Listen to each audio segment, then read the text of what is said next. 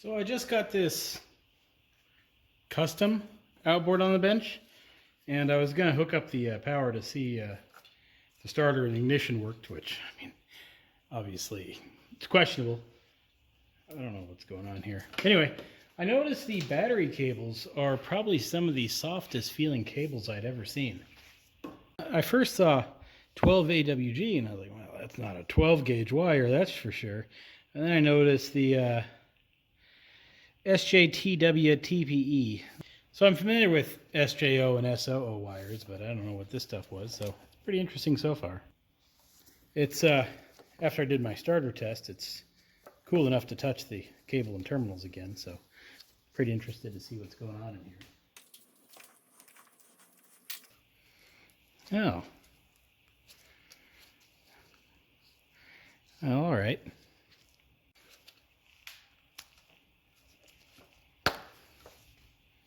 I mean, it's not what I would use for wire, but, you know, at least I got 7 feet of, you know, something I could use or make a little extension cord out of. Oh, I don't know, pretty handy. This is the junkiest outboard I've ever seen. It is rigged in every way you could imagine. I took the carburetors off already, but this was the choke. This is an alligator clip, zip ties to the choke plunger. I mean, top tier work if you ask me. Rust and corrosion just everywhere. Everywhere imaginable. Just you name it, it's rusty. The paint looks like it started to boil, which is usually a pretty good sign of overheating.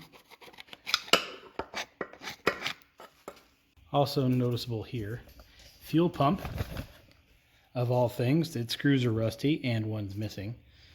We have an unusually large fuel pump hose here feeding the carburetors.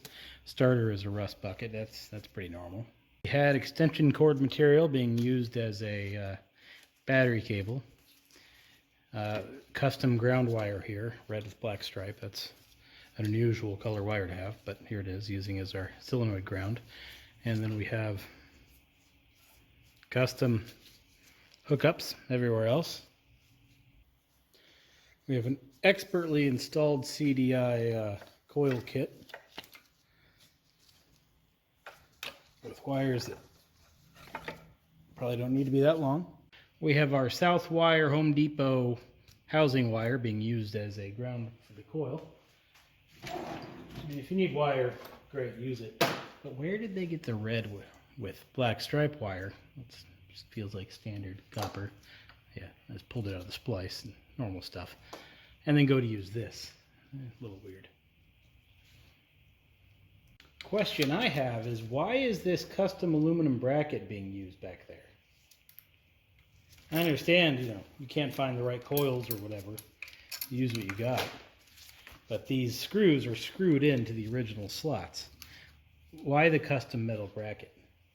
Oh, there's just a black wire? Yeah, I guess so. So that's our, should have been for our ground, which it's grounding, so whatever.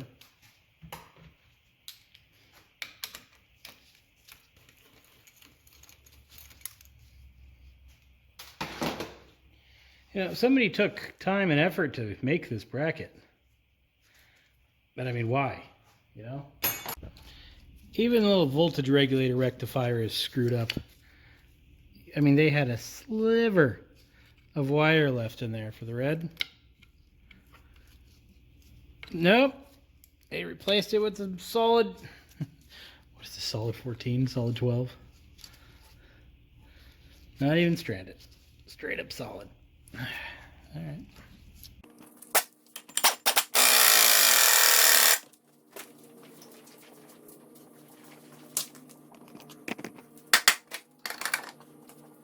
Okay, so that's not bad. I guess the person trying to restore this stuff didn't have a puller or an impact wrench. So, we've seen nails on outboards before, but this one's just clever. I mean, why buy a cotter pin when you can go through the effort of just bending a nail? You know what I mean? The propeller, pretty loose. Thrust washer? Who needs it? Lower bolts? Yeah, they're not coming out. Nothing new, I suppose.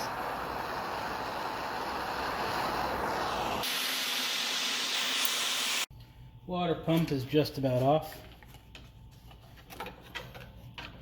And surprisingly, it's not that bad. You know, I was kind of expecting just nothing to be here. But that water pump looked like it worked. Well, that's it for now. Just reinstall the propeller pin and call this thing done.